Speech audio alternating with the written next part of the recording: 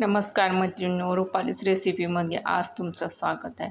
आज मी तुमच्यासाठी नवीन विशेष म्हणजे शिमला मिरची शेंगदाण्याचं कूट टाकून कशी तयार करायची ते आज तुम्हाला करून दाखवणार आहे.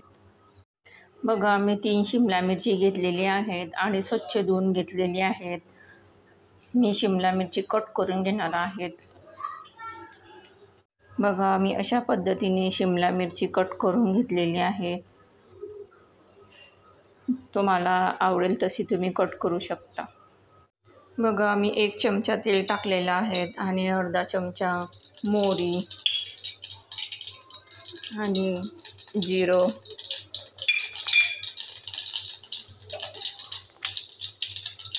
हे टाकल्यानंतर अद्रक लसूणची पेस्ट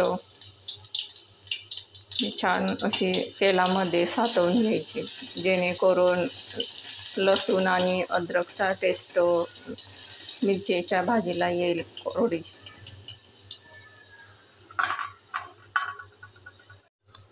मग आम्ही यामध्ये शिमला मिरची करपून घेणार आहेत.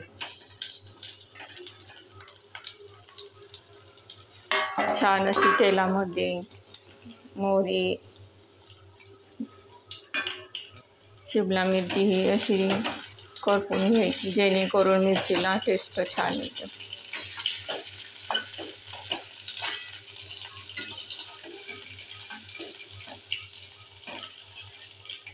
बघा, मी पूर्ण मिरची एकजीव करून घेतलेली आहे तेलामध्ये आणि यावरती मी 5 मिनिटं झाकण ठेवणार आहे.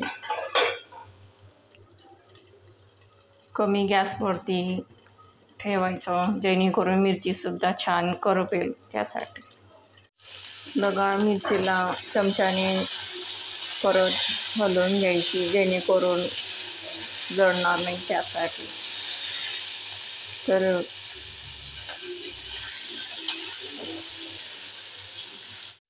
बघा, मी शेंगदाणे भाजून घेतलेले आहेत आणि त्याचे मिक्सरमध्ये बारीक कूट तयार करून घेतलेला आहे. आणि यामध्ये मी चिमूटभर हळद टाकत आहे, अर्धा चमचा धनेपूड आणि थोडंसं अगदी अर्धा चमचा लाल तिखट.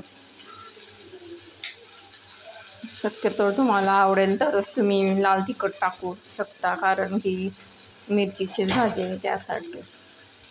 आणि चवीनुसार मीठ, थोडं अगदी छोटा चमचा गरम मसाला. हे पूर्ण मी एकजीव करून घेणार आहे चमच्याच्या साहाय्याने. बघा, अशा पद्धतीने मी चमच्याच्या साहाय्याने एकजीव करून घेतलेला आहे. बघा, शिमला मिरचीसुद्धा छान अशी तेलामध्ये करपून झालेली आहे. तर यामध्ये मी पूर्ण शेंगदाण्याचे कूट टाकणार आहे आणि मस्त असं एकजीव करून घेणार आहे. शिमला मिरचीची भाजी ही मुलेसुद्धा खूप आवडीने खातात.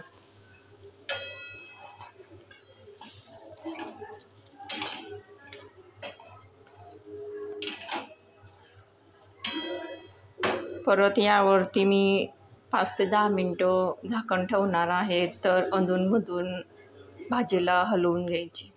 बघा, अगदी 5 मिनटं झालेले आहेत. तर मी बघून घेणार आहे भाजी शिजली आहे किंवा नाही. बघा, किती मस्त अशी दिसत आहे भाजी शिमला मिरची.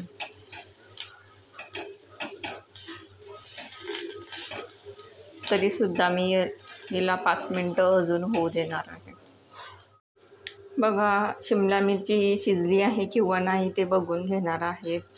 तर मी एका प्लेटमध्ये टाकणार आहे आणि चमच्याच्या साहाय्याने कट करून बघणार आहे. बघा, किती मस्त अशी छान अशी शिजलेली आहे. 2 भाग झालेले आहेत. तर शिमला मिरची ही तयार झालेली आहे. तर मी गॅससुद्धा बंद करत आहे. बघा, शिमला मिरचीची कोरडी भाजी शेंगदाण्याचे कूट टाकून तयार झालेली आहे. बघा, अगदी तोंडाला पाणी सुटेल अशी भाजी तयार झालेली आहे. मोठेसुद्धा आणि लहान मुलेसुद्धा खूप आवडीने खातील शिमला मिरचीची भाजी.